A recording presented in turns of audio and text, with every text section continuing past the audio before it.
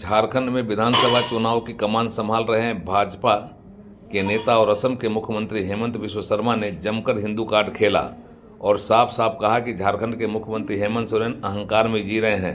उन्होंने कहा कि राजनीति छोड़ दूंगा लेकिन बाबर और औरंगजेब के सामने नतमस्तक नहीं होऊंगा। चंदन कियारी में भारतीय जनता पार्टी के एक चुनावी सभा को संबोधित कर रहे थे। अमर कुमार बावरी के पक्ष में आयोजित इस चुनावी सभा में उन्होंने हिंदू को ताकत की एहसास कराया और कहा कि चुनाव अस्मिता की लड़ाई है। अगर चुनाव जीतेंगे तो अटल के सपनों का झारखंड बनेगा। और क्या कुछ कहा, आइए सुनिए आप भी। हो सकते थे कि नहीं सकते थे? क्या दौड़ने के पहले एक गिलास दूध पिला सकते थे कि नहीं सकते थे? कम से कम मेडिकल चेकअप हो सकते थे कि नहीं सकते थे? कल्पना जी थोड़ा सुन लो, हमारा माँ बेटा को नौकरी लेने के लिए भेजा था कि कर्जा से मेरा घर को निकालेगा, और आपने क्या भेजा?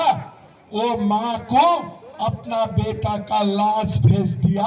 आप जिंदा करके भेजे थे, मुर्दे लाश आपने भेज दिया। 20 सुबह मर गया। मैं असम से आके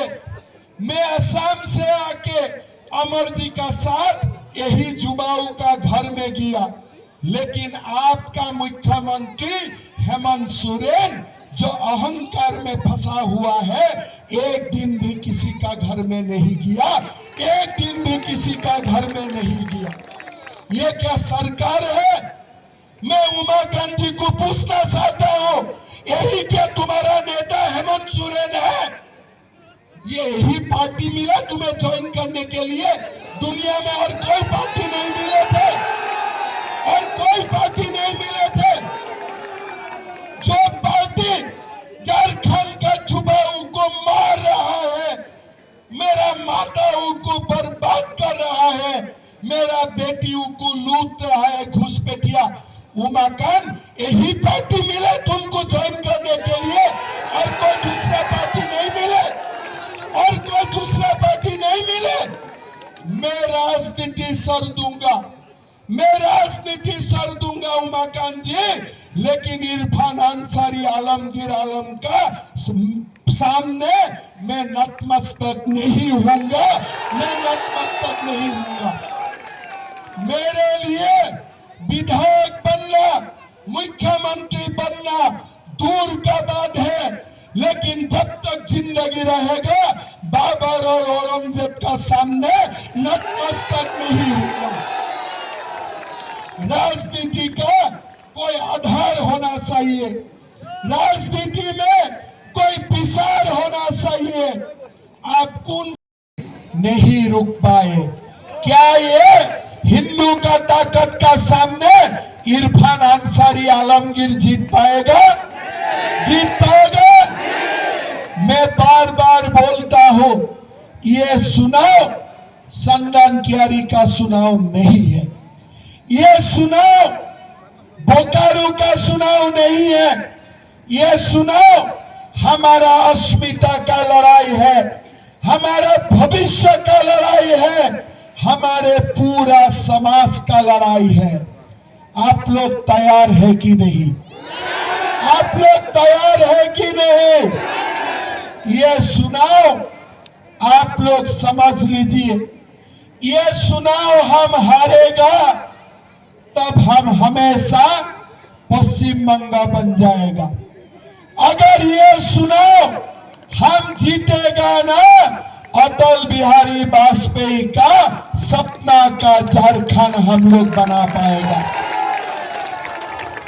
आपका सामने निर्णय है, झारखंड को वेस्ट बंगाल बनाना है कि झारखंड को विकास का गंगा लेके आना है, झारखंड का प्रगति करवाना है।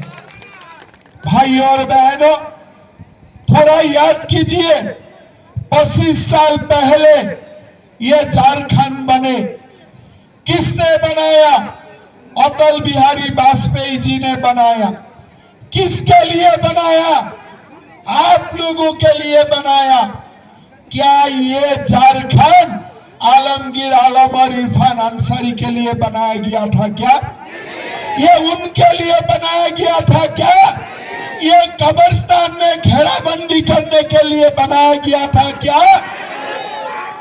अगर वाजपेयी जी का जरा सा भी मालूम होते थे ना कि मैं ये झारखंड बनाऊंगा, 25 साल का बाद ये स्कूल रविवार बंद नहीं होगा, शुक्रवार बंद होगा। अटल बिहारी वाजपेयी जी 2 बार सोचते थे कि झारखंड बनाना चाहिए कि नहीं चाहिए। ये झारखंड आदिवासियों के लिए बना था, ये झारखंड दलितों के लिए बनाया था, ये झारखंड झारखंडियों के लिए बनाया था, ये झारखंड घुसपैठियों के लिए नहीं बनाया था। अगर वाजपेयी जी को मालूम होते थे ना बांग्लादेश से लोग आएगा, मद्रासा में आधार कार्ड बनाया जाएगा, हेमंत सोरेन राशन कार्ड बना के देगा, शायद ये झारखंड कभी नहीं होते थे। ये झारखंड इसीलिए बनाया गया था कि ये झारखंड तपोभूमि बनेगा, यश भूमि बनेगा, झारखंडियों मिल के देश को विकास का रास्ता में लेके जाएगा। भाइयों और बहनों, 25 साल के बाद हमारा पास दोबारा मौका आया है वाजपेयी जी का सपना साकार करने के लिए। क्या झारखंड का युवा मिलके वाजपेयी जी का सपना साकार कर पाएगा? कर पाएगा? आप लोग मिलके